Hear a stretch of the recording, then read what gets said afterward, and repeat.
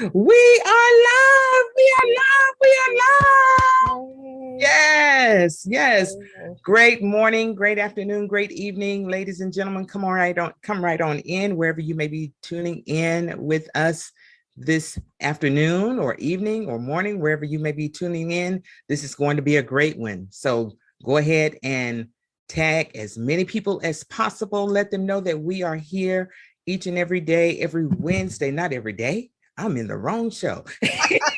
Each and every Wednesday, right, for another episode of Who Wouldn't Serve a God Like This?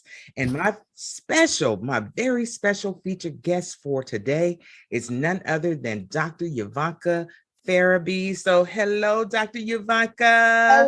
Hello, Pamela. Thank you so much for having me on your show today. I'm so excited. Absolutely, absolutely. So, ladies and gentlemen, go ahead, like I said, and tag as many people as possible. Let them know that we are here getting ready for another phenomenal, powerful uh, show this afternoon. So, whether you're joining us through my private Facebook group, Broken Pieces to Peace, or whether you're joining me in my personal Facebook group or on YouTube or any other social media platforms, go ahead and tag as many people as possible, a minimum of 10, and let them know that we are here live and you are definitely in for a treat. And so this is my mission and my goal and my desire to share with the world the crisis or those traumas, right? That God has allowed to happen in our lives. And then those triggers or those defining moments that was used to strengthen our faith along the way, right? And then, of course, those triumphs or those victories that we've experienced so we can, above all, glorify God and help the ones who are the millions of people who are out here waiting and hurting to be healed, right? By our testimony, because the word of God says what? That we are overcome by the blood of the Lamb and through the word of our testimony. And I am super honored. I'm so honored and blessed to have none other than my featured guest for this evening, none other than Chaplain Dr. Euvonka Farabee. Hello, Dr. Euvonka. Hello. Again, Thank you so much. absolutely. And ladies and gentlemen, Dr. Euvonka was born and raised in Chicago, Illinois. She is a master chaplain and coach. Dr. Farabee is a transformational, motivational speaker. She's an author, an empowerment strategist. Come on now, empowerment strategist that has shared the stage with none other than John Leslie Brown, the son of none other than our coach and mentor, Mr. Les Brown. She delivers a message of hope that affects a positive shift and mindset that positions her listeners for a victorious professional and personal lives. With her 30 years of experience, Dr. Euvonka has affectionately positioned change across several industry sectors, including sales, consultancy, real estate, insurance, and the correctional institution industry. Come on now. She has a wide range of things on her bio that can wallpaper a whole wall if necessary. Okay. And so her passion for helping people find joy and satisfaction in life was inspired by the downturn in the economy. Did anybody get any inspiration from the downturn? Huh? And as well as from, listen at this, grief, fear, confusion, failure of her marriage and health, and the failure of business endeavors. We are super excited to hear about all of this, all these triggers and these traumatic things, and how she has overcome. All right. And going on down, we're going to skip. I'm not going to steal any of her thunder. So, Dr. Euvonka, she holds a doctorate of theology and a bachelor's of arts in business management, and has a master. She's a master prison chaplain. Come on now. She's going to go minister to the people. All right. So I am super excited to hear. I'm so excited for you all to hear her story. All right. Of the traumas, triggers, and triumphs. So with that being said, again, thank you so much, Dr. Euvonka, for accepting the invitation to come and share with my audience today. And so with that being said, what was that traumatic thing or those traumatic things that happened to you? Well, first of all, thank you again for having me on the show. And I'm always humbled about and glad, to share my testimony, so that somebody else would learn from my mistakes. And because sometimes, you can learn from other people. So hopefully you don't have to experience the devastation that I did, because it was self-induced, a lot of it. Wow. But that's a lot of us. Yeah, a lot of us. But that is the way that I had to learn about a lot of things about myself, because I just didn't understand some things that were pivotal to my purpose. And so just an overview, I'm like a lot of people in that I was raised with my mother was, I had very strong blue collar, hardworking parents. My mother was raised on a farm.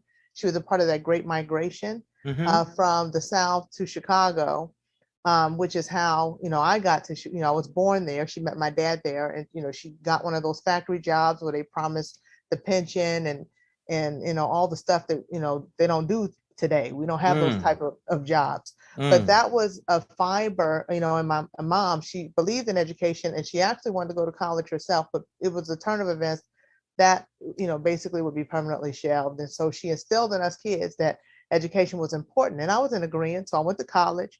I got a job in a Fortune 500 company in the engineering organization, which my mother was all kinds of stoked about. But the problem is that I hated that. I hated that job.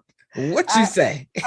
And because it was such a poor fit for me, I was a good interviewer, I was a good test taker, and I had an aptitude to learn. But this was back, there wasn't a whole lot in the 80s and early 90s to talk about purpose the way we didn't know then what we know now about the importance of gifts and talents and, God-given things. And, I wasn't even saved back then. So I just, went after the money and ended up painting myself in a corner for many years. I was miserable, and I was average at that job at best. And I did find my way into sales, and I was several markets into sales, professional sales, and I earned a six-figure salary for many years. But even though sales was a better fit for me, it was a particular time. I think I was 10 years into a pharmaceutical sales career at the time. Wow. So it was lucrative, but it still wasn't it. It wasn't challenging me. It was not speaking to my soul. By this time, I had gotten saved and began to understand that there was a greater purpose for my life. I had greater callings on my life. But the problem is that I didn't understand sacrifice, because I wanted to serve God the way I wanted to serve God. And I didn't realize that's what I was doing, but I was, what a lot of people do, I was busy telling God what to do. I was going to tell him, how I was going to serve him. And when he blessed me with these ideas that he gave me, all these things I was going to do, but I was trying to keep everything the same in terms of the fruits of what I built on sinking sand, and still, try to, fit God in there some kind of way. Wow. And I didn't realize the superficiality of my relationship with the Lord. If you'd have asked me, I'd have told you I loved him with my whole heart. And I would tell you, I believe that because it was the best of my ability. I didn't understand. So while I was going through this, I had gone through a situation where, the economy turned. And in 2008, I didn't have to make a decision for my life in terms of pivoting. I never had a life plan. But it was made for me because I was laid off of that six-figure job. I thought I could never live without that job. What you say? Because you think things are gonna stay the same. I was in that denial that I had a false sense of security that this thing is gonna stay the same, and it didn't. And that's what so many people, when they have arrived at that position or that level, right? Then they put their security in that job. And my security was totally in that job. I had a Yeah. beautiful house with a north-facing city lights view that I loved. Mm-hmm. I had rental properties. I had all these things that when that economy turned, I lost everything. Wow. I lost my job. I had to sell off my properties in a down market. That means I didn't make a thin dime after Wow. years of investing. I was doing good not to be upside down. I was able to get out of my real estate ventures. My 12-year marriage I had at the time, it was already rocky and it collapsed under the weight. Wow. It was finished. And I found myself, because I had given no thought to my life in terms of the direction that it needed to go. I didn't have a life plan. And I tell Mm-hmm. people now, it's important, even if you're not going to strike in a moment, to make a move on what you're going to do. Even if you have a job, if you're in a position where you're not forced, this is a time to really take stock in what you, not only what you want for yourself, what kind of legacy you want to leave for your family, or the community or the world even, Mm-hmm. and be intentional about the plan, so that when the opportunities happen for you, you have something to pivot. So I Absolutely. had nothing. I had nothing I'd have thought of outside of my 9 to 5 career. Wow. And I found myself, making, very, these moves that, were out of panic and out of Mm-hmm. fear. They were Mm-hmm. fear based. And so Mm-hmm. we know how well that goes. And I always wanted to be an entrepreneur, full time. And I thought, Mm-hmm. this is my chance. But again, Mm-hmm. no life plan. I Mm-hmm. got something I felt it was respectable Mm-hmm. and, as an honest living and potentially lucrative, which was the insurance industry. And I opened Absolutely. up an insurance agency from scratch Wow. with no customers, with all the overhead, everything that goes along with that, and no mentor. So What? no mentor, because I'm smart. Right. I've I done can things figure in the that thing past. out. I can figure that thing out. This is the whole thing about self-reliance. Wow. Not really earnestly taking things to the Lord and asking, what is it that you want for my life, and Right. having an intentional plan. I'm going to tell you, Lord, that Mm. I'm opening this insurance agency. Obviously you brought this opportunity to me. So when you bless me, this is what I'm going to do. And he's like, okay, you go on ahead and do that. And let me know how that works out for you. Right. But the beautiful thing about it, he will allow. Yes. He will allow us to make the choices, and he will give you the desires of your heart. And you know what? And I'm gonna tell you, I liken it when I think about the Israelites. When the Israelites, they had enough courage and they left Egypt. Yes. And they were stuck in that middle place, and they had the soldiers at their back. And the Lord knew that if he allowed them to go a shorter route, the way that they were accustomed, they would just turn right back. Absolutely. To the slavery that they came from. Absolutely. And so he took them the long way. They needed to go a long way to make it more challenging, so that they would keep pressing forward. And so that he could get the glory. So that he could get the glory. And for me, I believe, because during that time period, I would periodically, after I'd already made this decision, I would ask the Lord, is this, should I go left or right? And he was pretty silent during that time.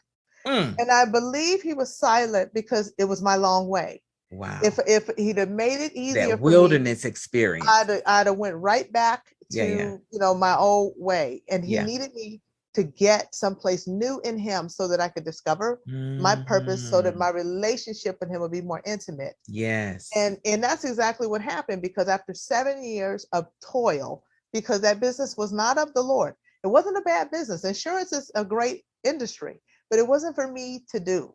And because it was not for me to do, what was easy for someone else was 1,000 times difficult for me. And so it was a constant. Woo, girl, you said a mouthful right there. Yes, it was drudgery. So after 7 years, I found myself in my office. I had laid off every single employee that I had, and I didn't have a dime to my name, and I was still open and trying to tread water. Wow. And it got to a point I was literally facing eviction, not only with my business location, but where I live. That by this time I'm in an apartment, and I'm looking at eviction in both areas. And God is faithful, because I was able, he showed me how to get out of those situations. Okay. But at the end of the day, I ended up going, remember I said I had a house with a north facing view, city lights. I ended up renting a room and was grateful to get that room, mind you, because I was almost in my car. Okay. Okay. I rented a room from a woman in this crime infested area, and I just had lost all hope by that time. I Wow. was sitting on this bed, and everything I owned was either in a storage or it was in this bedroom.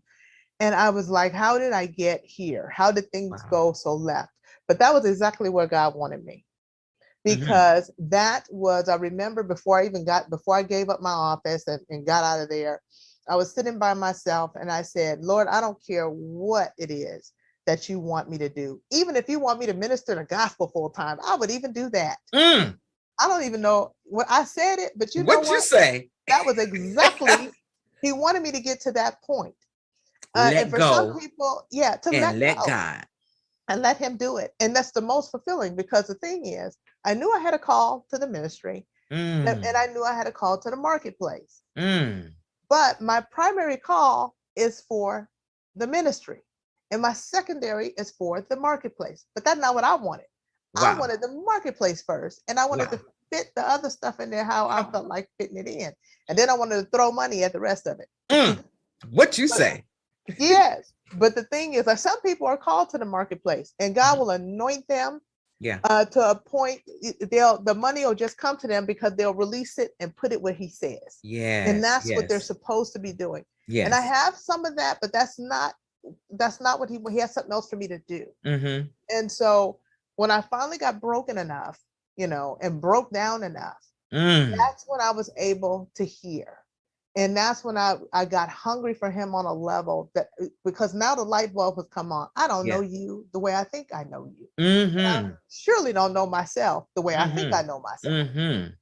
And so that's when things began to open up for me, and they began to shift. Mm. So the comeback from this had to do with taking my relationship from a surface level with the Lord and going deeper, so that when He began to add back to me, I understood what it was for. It Amen. wasn't just for what I think I might want, think is a good idea. Sure.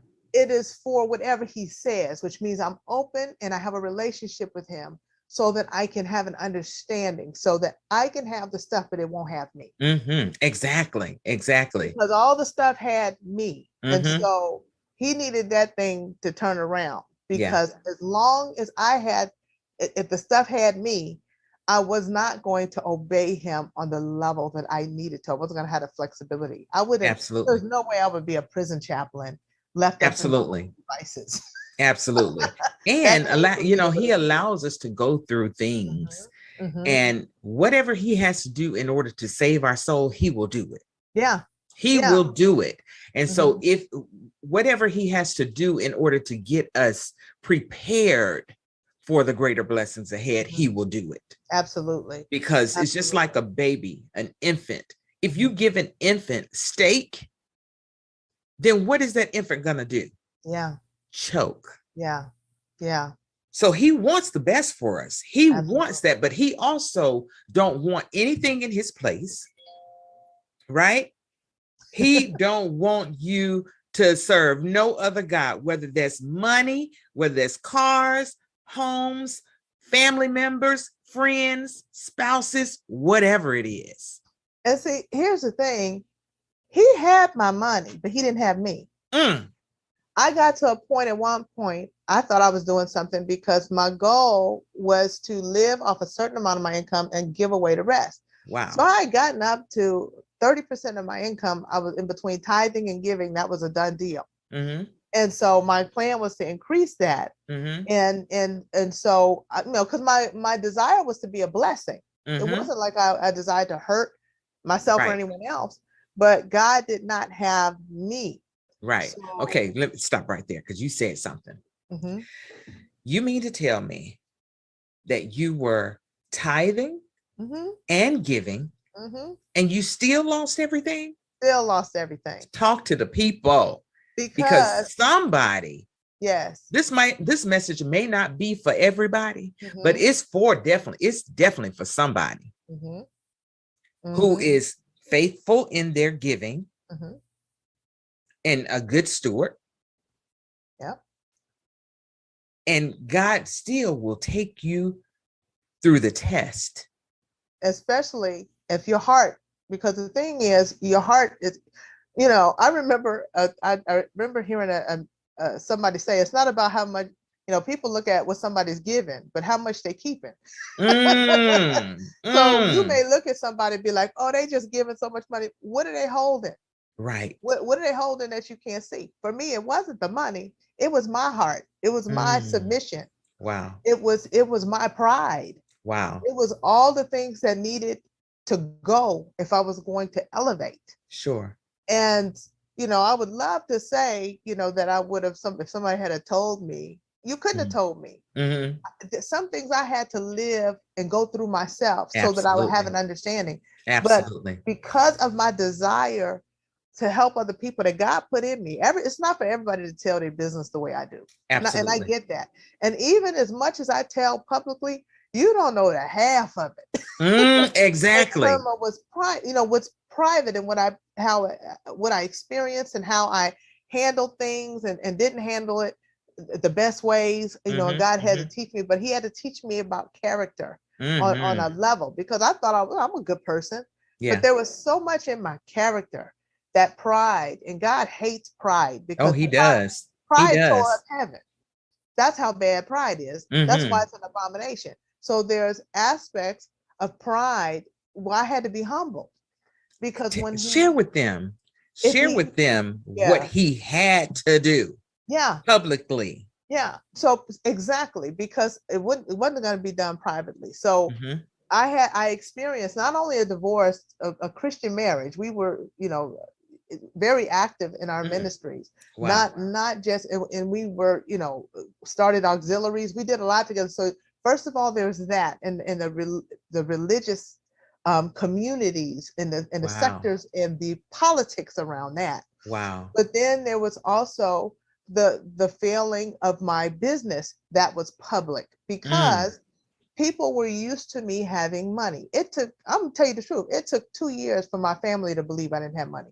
It took them like 2 years. They would be like, oh, it's so-and-so's birthday. Are you gonna fly out? Because you gotta get your ticket. I'm like, well, slow down. I'm not coming. What do you mean you're not coming? Just get your ticket and blah, blah. So finally, I think it was my sister was like, you really don't have any money, do you? What? I'm like, hello, I'm trying to get, but they're not accustomed. Exactly. And so, and now they made adjustment, but even in that, I want to encourage somebody, because God will take you on a path that people don't understand. That's right. So everybody in my life, in my sphere of influence at the time, was like, why don't you just get with the program and go on and do whatever it is you were doing to make the money you were making? Exactly. My mother, my father, everybody, And so now I'm on this new thing, this purpose, where I'm laying different tracks. I had gone into full-time ministry and into prison ministry at the time. And so I was making less than half of what I was accustomed to making, but my lifestyle had already downsized to a point that God, even before I lost everything, God had me started pruning stuff, getting rid of things. Yes. And so they were quiet. And you know how when people are talking about you behind your back? There was a lot of that going on, not only in my family, but with certain friendships and people who didn't understand what they thought I was going through. Like they thought it was going to be a phase, but they didn't understand that God was shifting me into something that was greater. And I had to rebuild and rebuild from a blueprint that was from a true blueprint that he was establishing for me, as opposed to the one that I built that needed to be torn down. Exactly. And that tearing down is not comfortable. Tearing down, it's not pretty a lot of times. And so when people are watching, God gets his glory. Either you're going to give it to him, or other people are going to watch you spin out and go, woo, that could have been me. Thank God. Exactly. You don't get it either way. Exactly. So I'd rather give it to him. Exactly. I'd rather give it to him. But you said something, when you're going through your test, right? Or when you're going through your experience, people are not going to understand. Friends and family are not going to understand your journey. And you know why they're not going to understand? Because God gave you the vision, and the vision was for you. It wasn't for them. So no, it's not for them to understand why you're moving and maneuvering and navigating the way that you're navigating. It's not for them to understand. Yeah, and you have to stand in that truth. And it doesn't mean that you don't take advice or you don't listen to people, but you want to advise from people, from wisdom, godly wisdom. Absolutely. And also, you have to be willing to do what's necessary. One of the things that really, for a long time, a couple things kept me tripped up.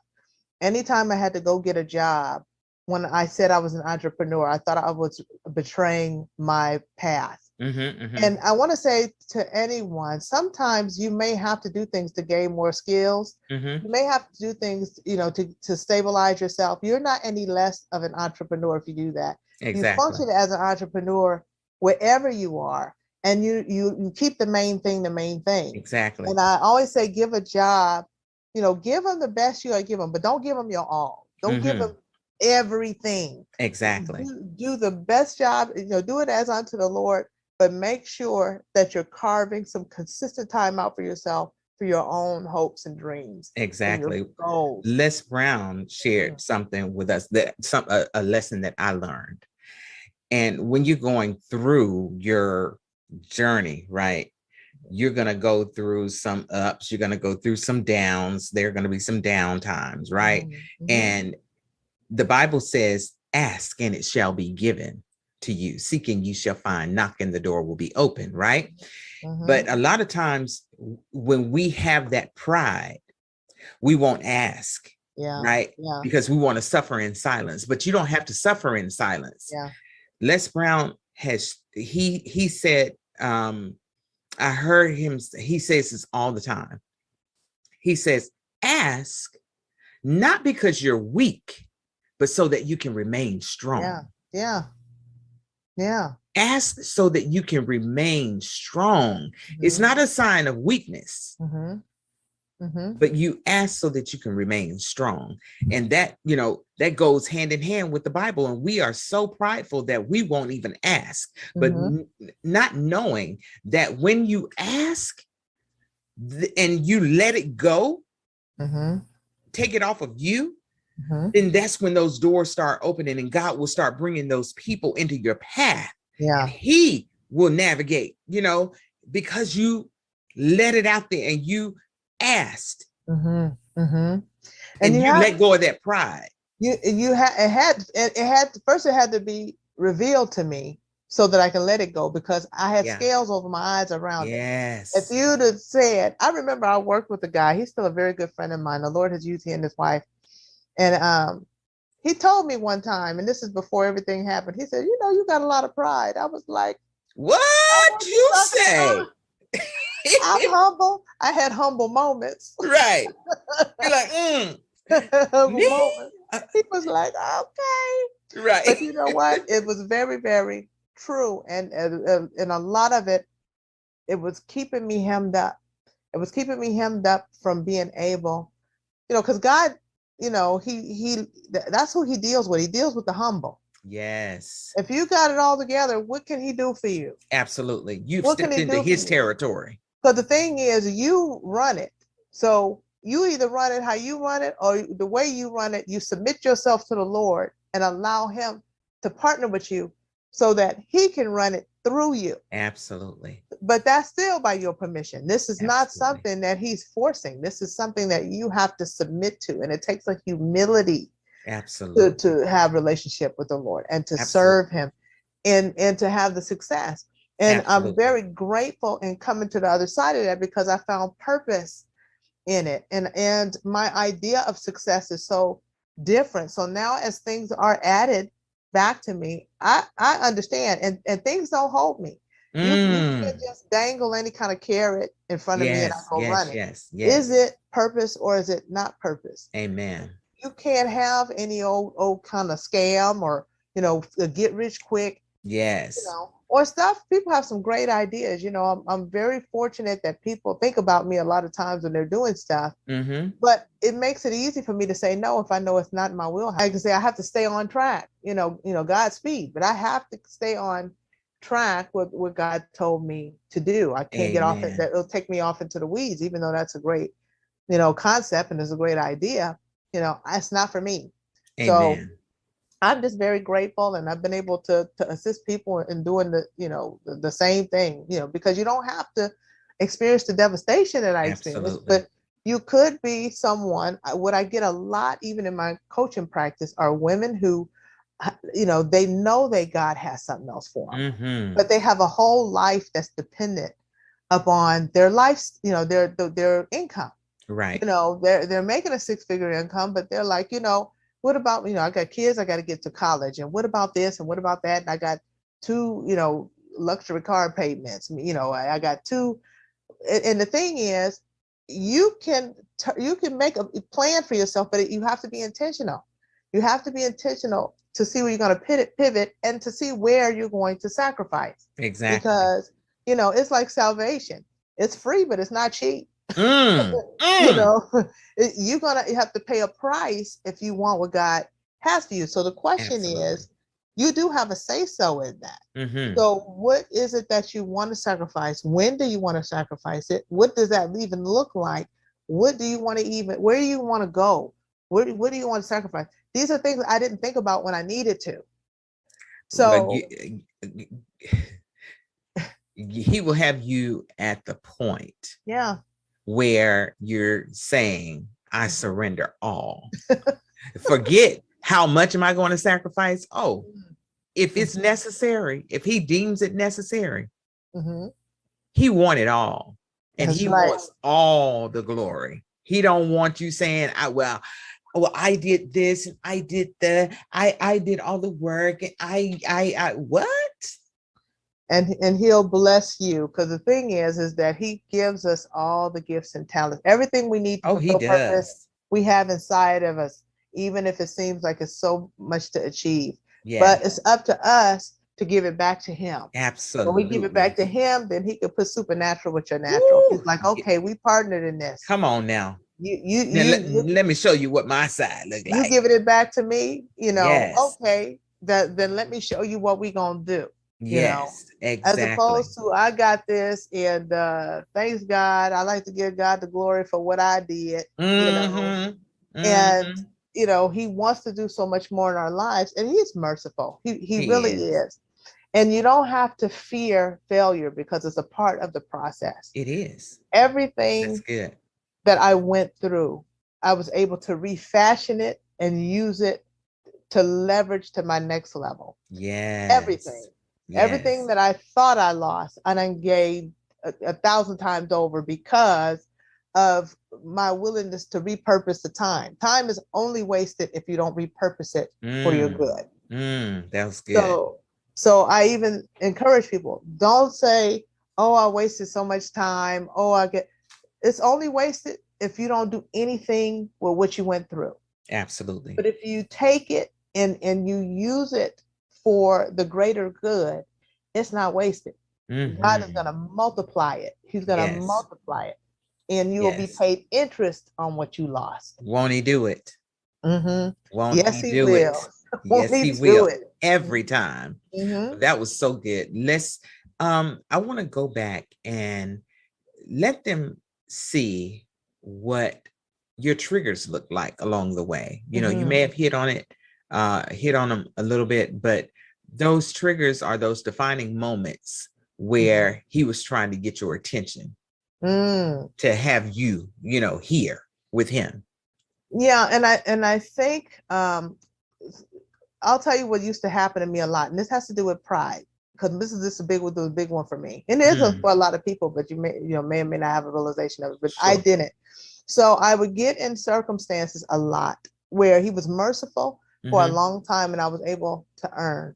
But I never, because I was out of purpose, I never desired to promote high up in corporate America. Wow. But what would happen, I would get in these situations where I could join a team and everybody would love me. Even my manager, may love me, but it would be somebody in authority with me. It's like they would look at me and decide it was time to take me down a couple notches.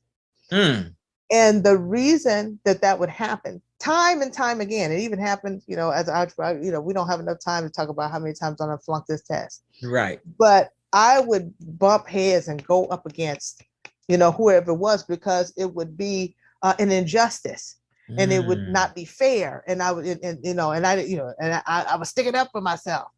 But really, God was developing my character. One, to trust him to fight battles. Absolutely. I was always fighting my battles, and because of the way I was raised, my mother was a fighter. She was strong.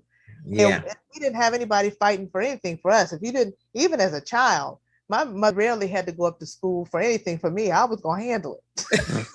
That's just what? I was that kind of kid, Not Dr. Euvonka? What? Yes.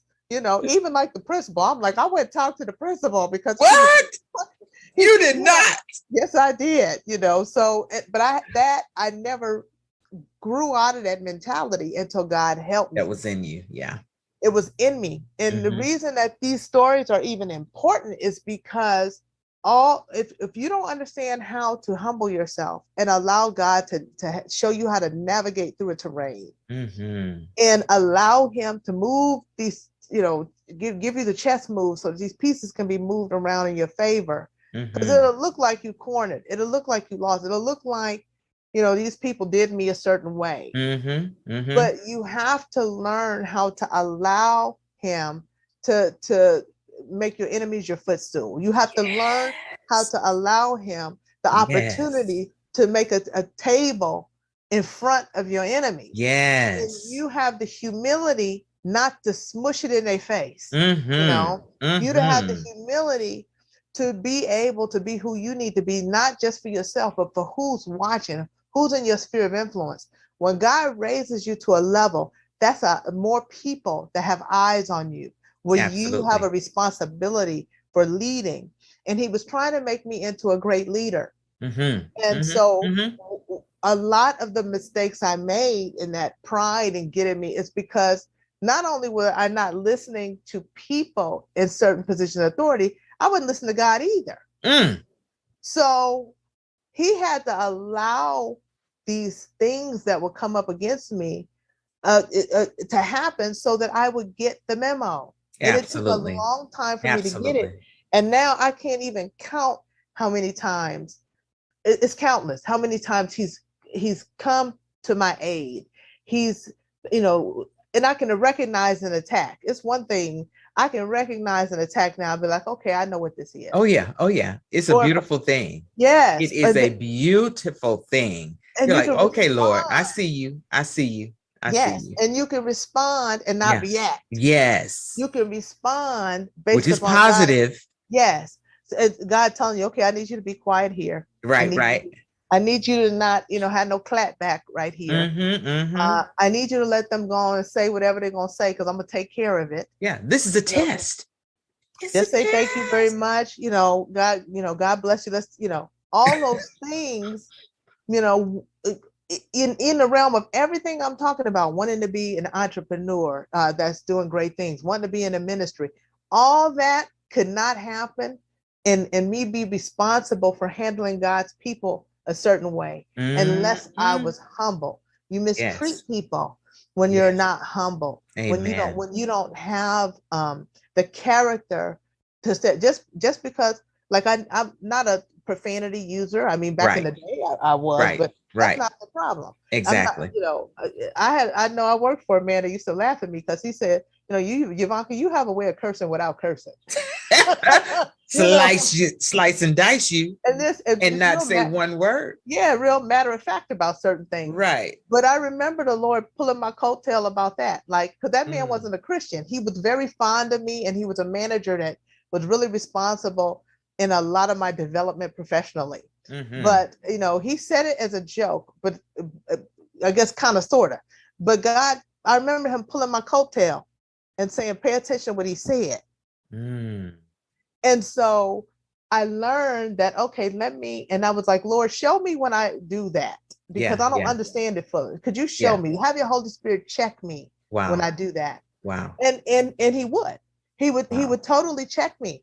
And so I learned now that it's okay to be quiet. If you're not going to say, if it's not going to come out a certain kind of way, you don't have to say anything. Amen. You know, be like, okay, you know, or, you know. Look, my prayer would be, bridle my tongue. Let my words edify. Yes. That song knocked me in the head. Order my steps. Yes. Honey bun. And I heard the song over the years, and it never hit me like it hit me.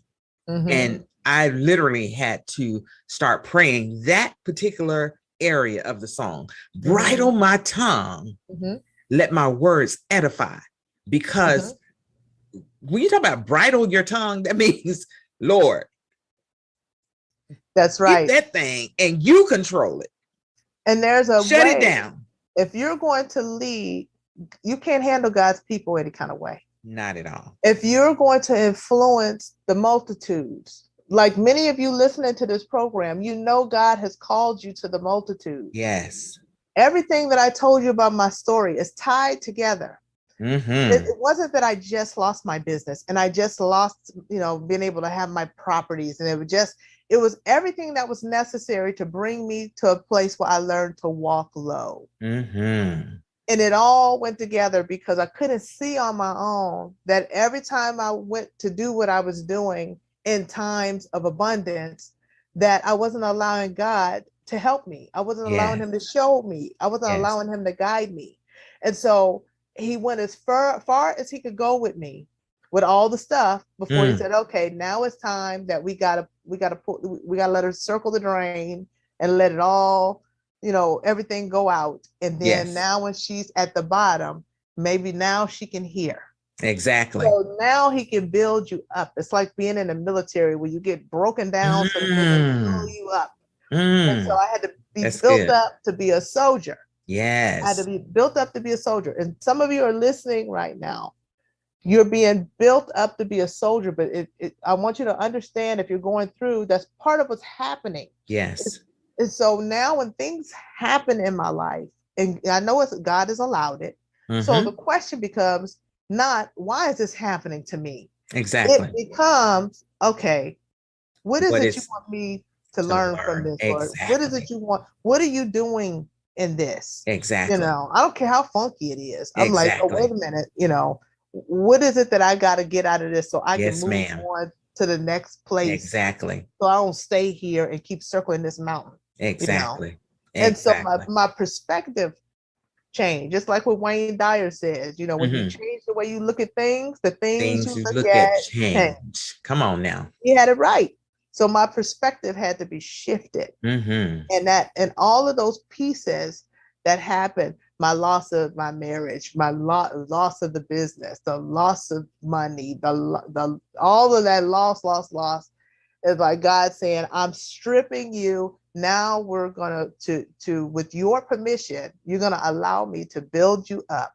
Exactly. And we're gonna have a great relationship. It's gonna be a close relationship, and you're gonna walk with me. And you're gonna know who's in control. And you're going to know who's in control. But the thing is, with all of that sacrifice, you're going to be more fulfilled than you've ever been fulfilled in that you thought you were doing on your own. Yes. When we trust them like that, it's not like, oh, now we're just going to be miserable. No, I have never not at all been so full in my life.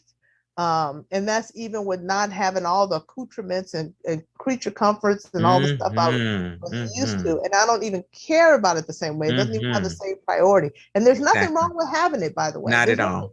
I want to be clear. And like I said, as long as the perspective is kept the way that it needs to be kept. Exactly.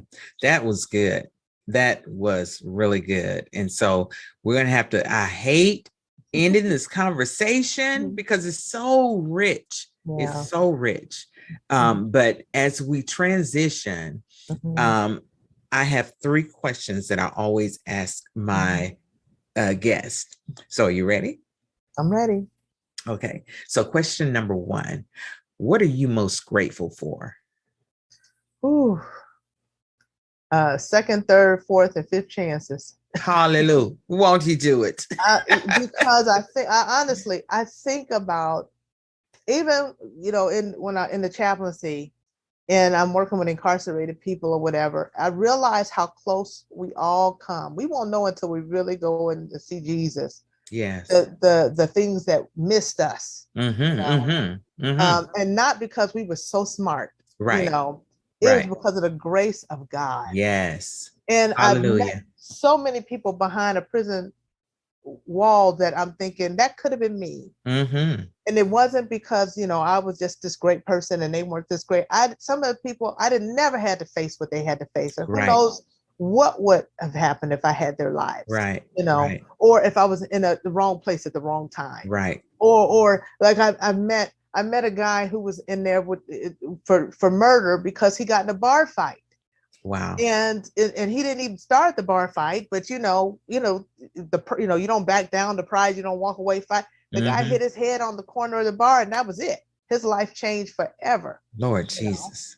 And didn't have money, to fight, in a way he would have needed to. Right. Stay out of prison, but he's in prison.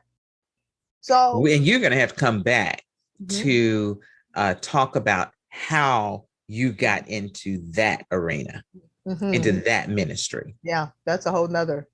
Yeah, that's I'm sure that's a whole nother story. Stop sign. Exactly. So let's go on to question number 2. Question number 2. So you know that I have the private Facebook group, Broken Pieces to Peace. So share with our audience what is your definition of peace? Ooh, my definition of peace is around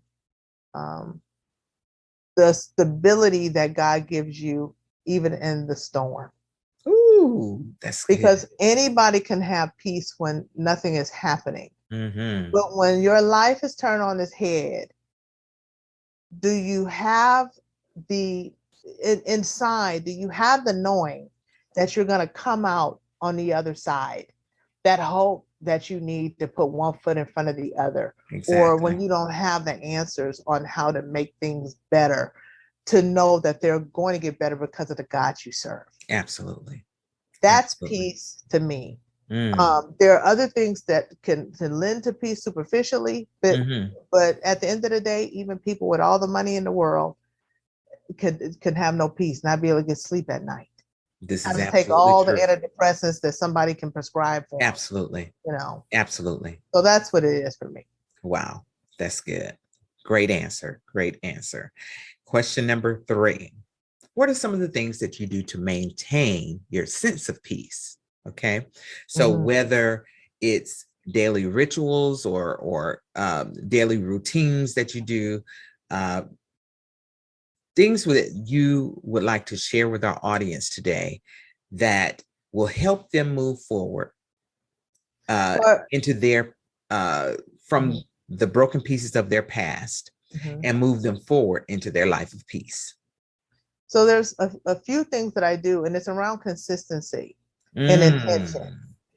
And it's not so much like for me, because I'm a believer, I have made it my business that every morning I get up between 5:30 and 6 o'clock and I spend an hour in the Word. If you don't know what to study, don't even sweat. Get yourself one of them 365 days. They're free. You can get online and look, that's what I do every morning, live, and follow it and follow it. And what'll happen as you begin to develop, you'll begin to get more topical things and things that God wants you to study, and characters in the Bible He wants you to study for your own development.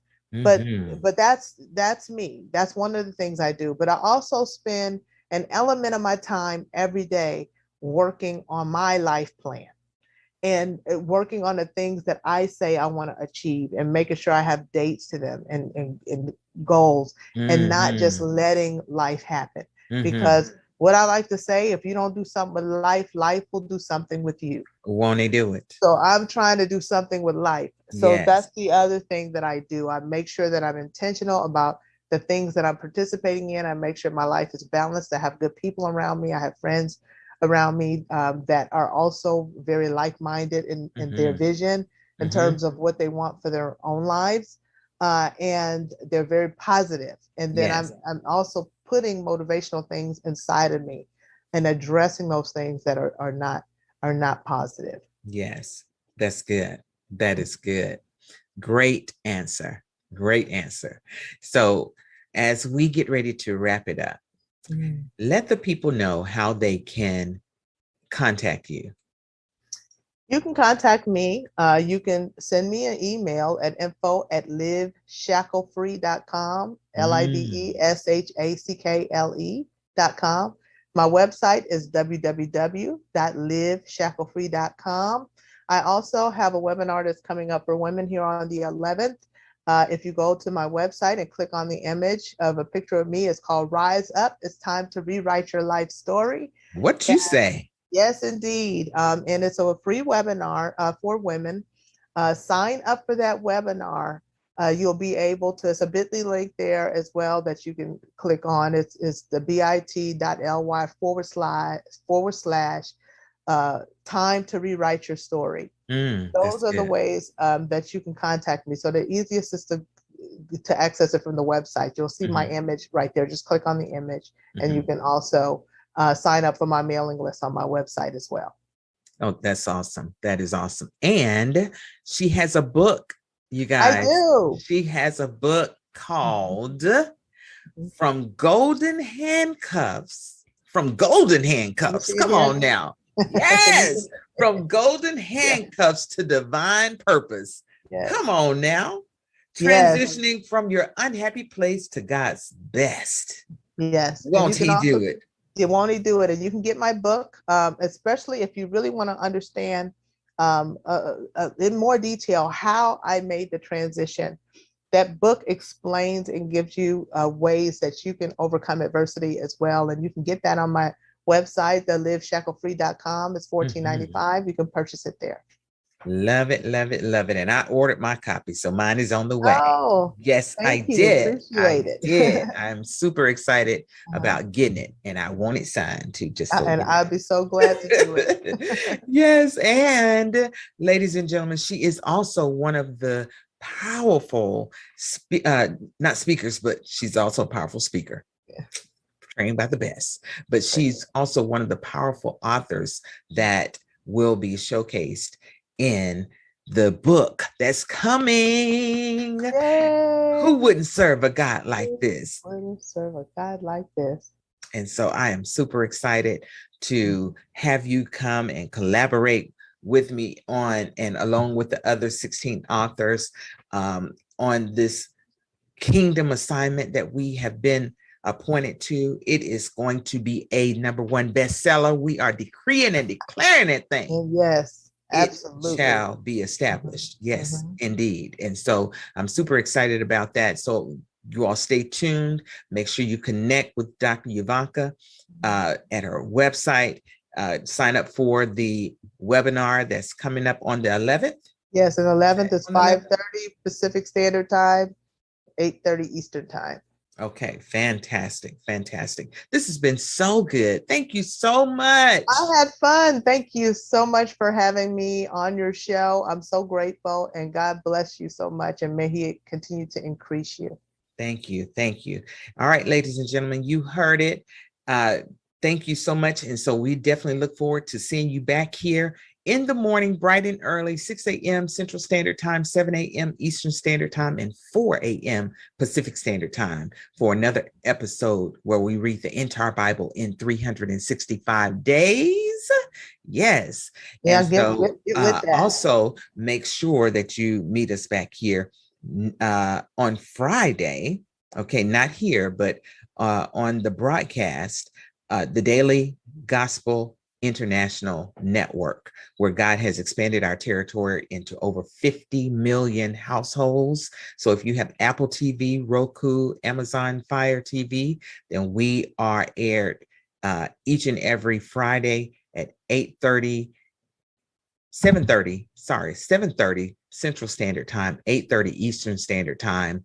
And so wherever you may be joining us in the world, make sure you check your local time zone so that you'll be able to tune into the broadcast, okay, on the Daily Gospel Network. And then also meet us back here next week, where I will have another powerful testimony coming, another powerful featured guest sharing their powerful testimony. All right. And so I pray that you were blessed. If you did, share it with us in the chat. And we look forward to seeing you back here, if it's the Lord's will, on next week. Better yet, how about in the morning? All right, bright and early. And if you miss us live, if you miss me live, the replay always works. All right. So again, Dr. Euvonka, thank you again so much for coming. Blessings. And ladies and gentlemen, we will see you back here again soon. Bye-bye.